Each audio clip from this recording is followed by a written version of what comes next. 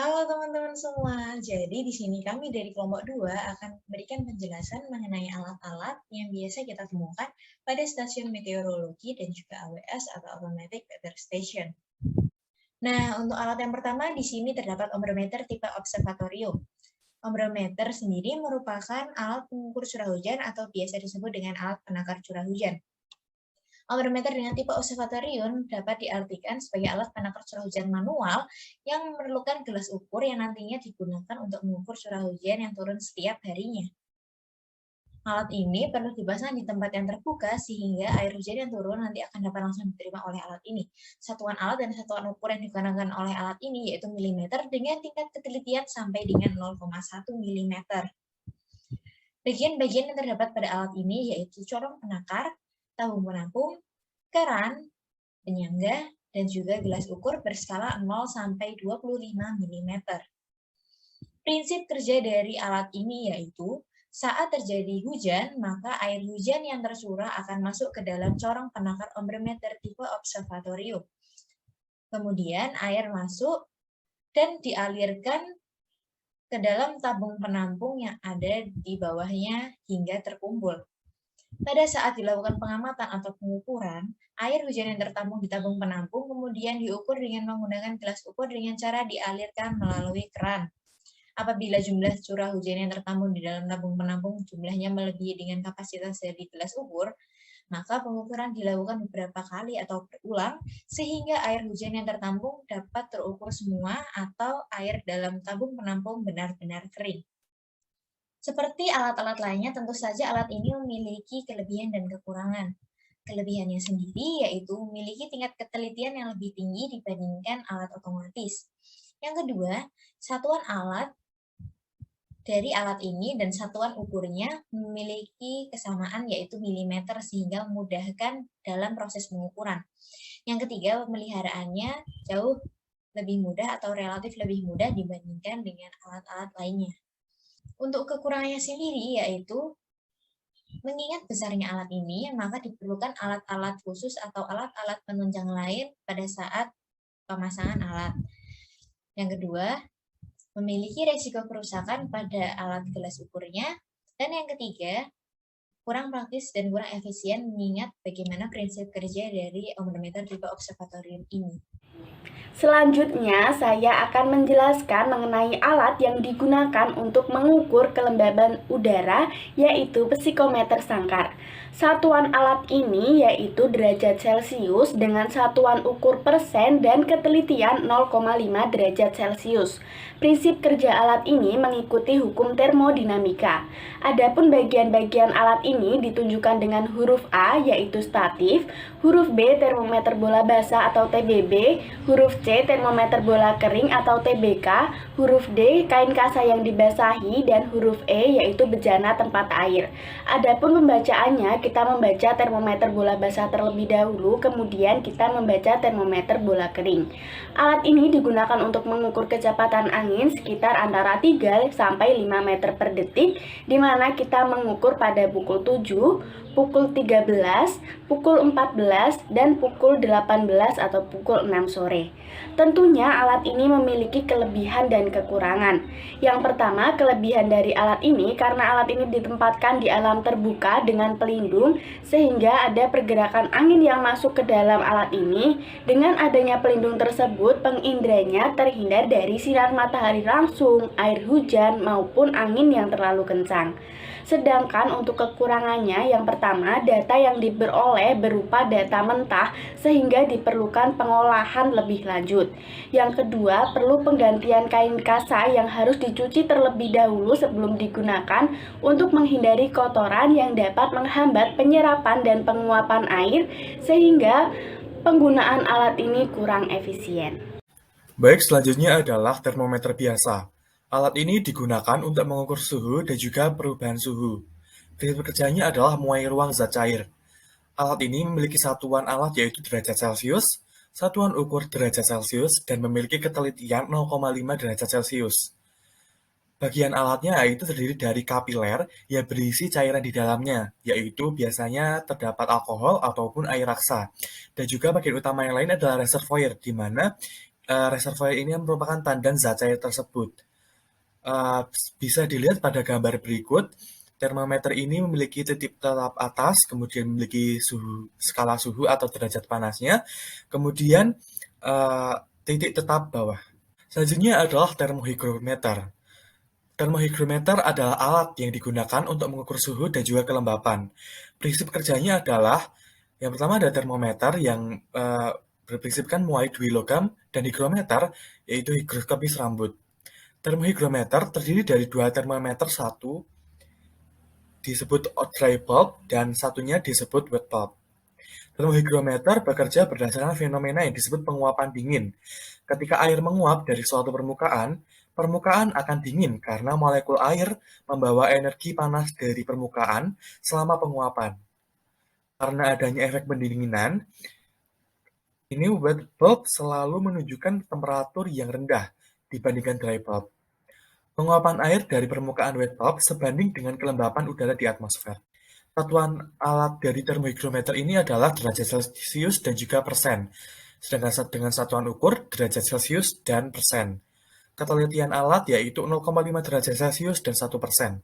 Bagian alat dari termohygrometer ini seperti yang bisa dilihat pada gambar berikut adalah bagian A merupakan spiral 2 logam atau bimetal, bagian B adalah spiral benda higroskopis, bagian C jarum penunjuk skala suhu, bagian D jarum penunjuk skala kelembapan, dan bagian E adalah ventilasi. Alat ini memiliki kelebihan diantaranya adalah pemakaiannya mudah dan juga ketelitian lebih akurat dibandingkan termohydrograf. Sedangkan memiliki kekurangan yaitu tidak bisa terkena cahaya matahari dan air hujan secara langsung. Oke, baik. Yang selanjutnya yaitu alat pengukur suhu tanah. Yang pertama yaitu ada termometer permukaan tanah dengan jeluk 0 cm.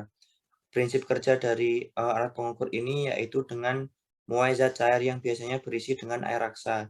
Satuan dari alat ini yaitu Celcius. Kelebihan dari alat ini yaitu mudah digunakan, namun ada kekurangannya yaitu kemampuan mengukur suhu yang sangat terbatas.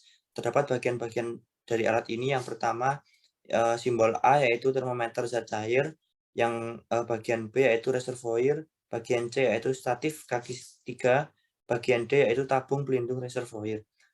Alat pengukur suhu tanah ini berfungsi untuk mengukur suhu yang ada dalam permukaan tanah. Alat yang kedua yaitu termometer permukaan tanah selubung kayu dengan jarak 10 cm. Prinsip kerja dari alat pengukur ini sama, yaitu dengan muai zat cair yang biasa berisi dengan air raksa. Satuan alat ini berbeda dari alat yang pertama, yaitu Fahrenheit. Kelebihan dari alat ini mudah digunakan, kekurangannya mudah rusak. Bagian dari alat ini, ujung sensor sampai jeluk 5 cm, berbeda dari yang pertama tadi. Alat yang kedua ini memiliki jeluk 5 cm. Termometer zat cair berada pada bagian yang B, yang C yaitu bagian pegangan, dan yang bagian D yaitu tabung pelindung reservoir berventilasi. Selanjutnya alat yang ketiga yaitu termometer permukaan bengkok dengan jarak 20 cm.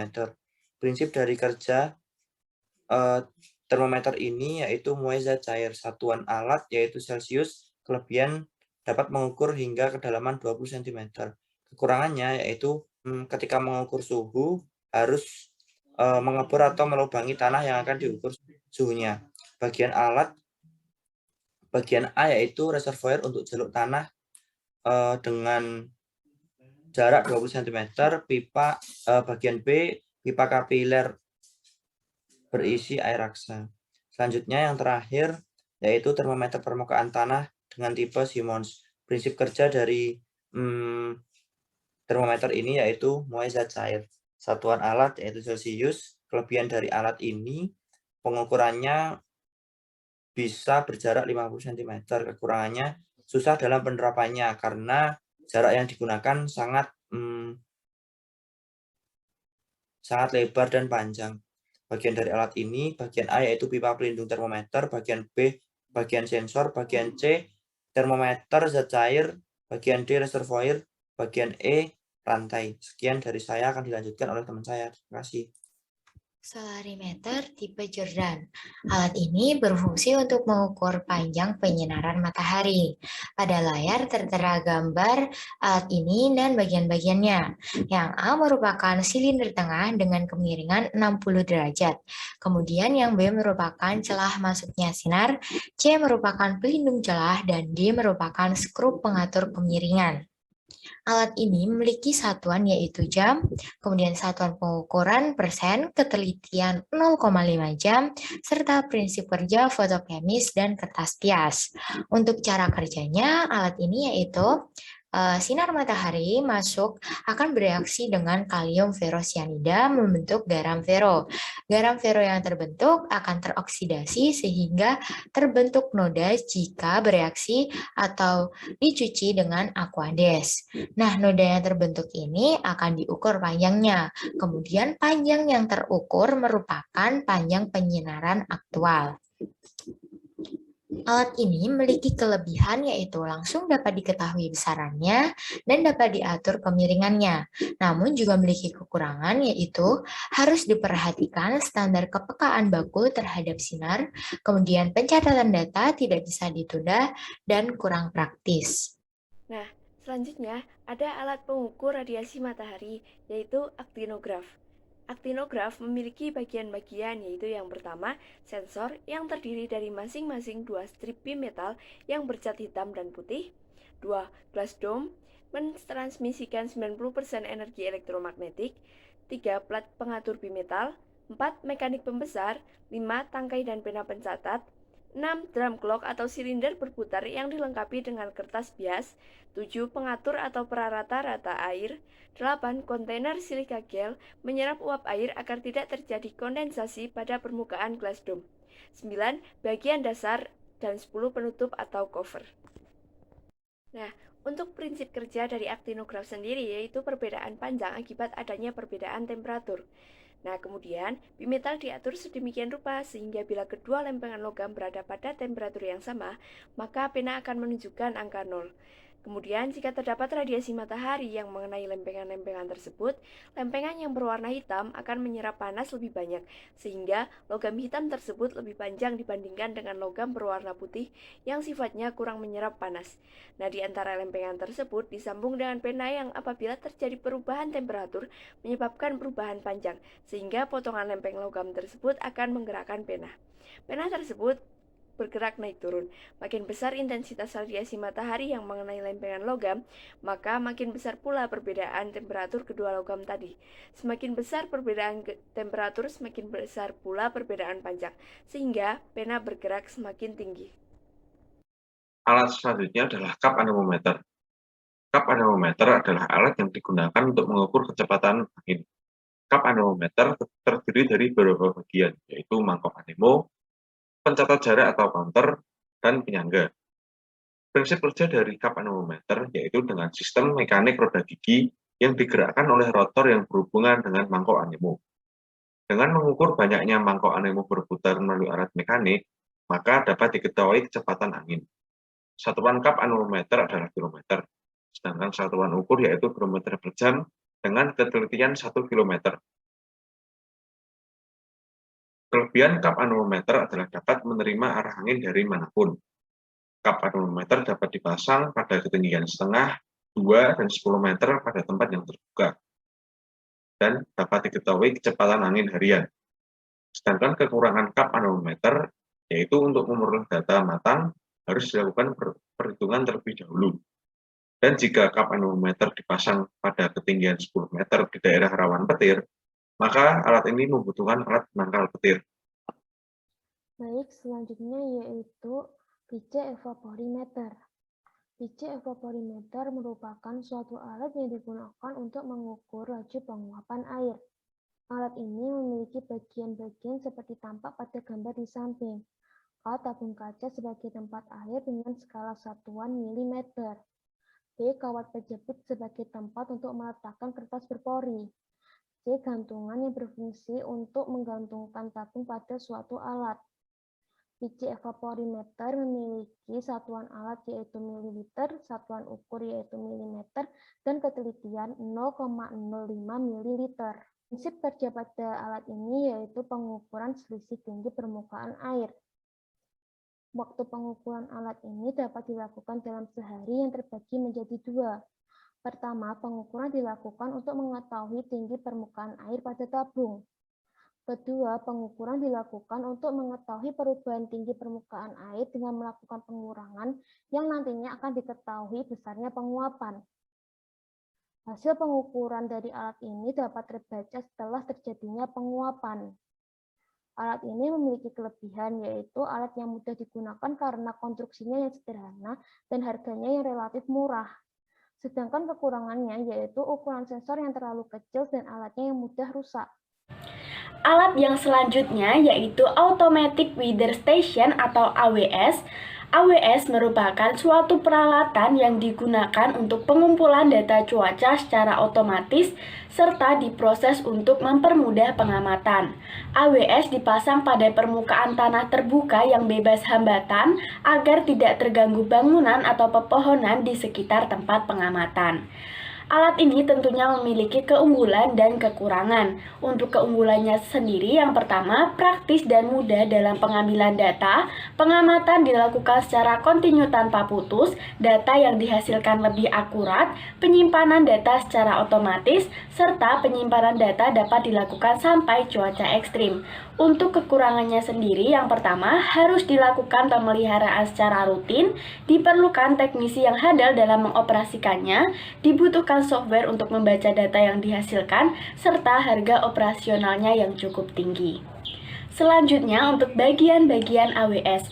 AWS ini dapat digunakan untuk mengukur beberapa anasir cuaca sesuai dengan kebutuhannya.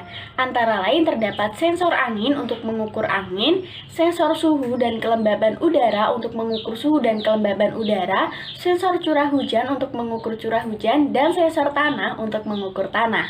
Lalu terdapat juga box AWS yang di dalamnya terdapat data logger untuk memproses data, radio atau walkie-talkie untuk menghubungkan AWS dengan laboratorium, dan baterai. Selain menggunakan sumber energi listrik, sumber energi AWS juga berasal dari sel surya yang energinya tersimpan dalam baterai sebagai energi cadangan. Selanjutnya, untuk prinsip kerja AWS. Yang pertama, pengumpulan data cuaca secara otomatis akan diproses pada data logger. Kemudian, AWS dan laboratorium dihubungkan dengan radio yang frekuensinya sudah disesuaikan sebelumnya. Lalu, data tersebut diolah menggunakan software pengolah data AWS. Dan yang terakhir, akan disajikan berupa data digital. Sekian penjelasan dari kelompok 2. Jika ada kurang atau lebihnya mohon maaf. Wassalamualaikum warahmatullahi wabarakatuh.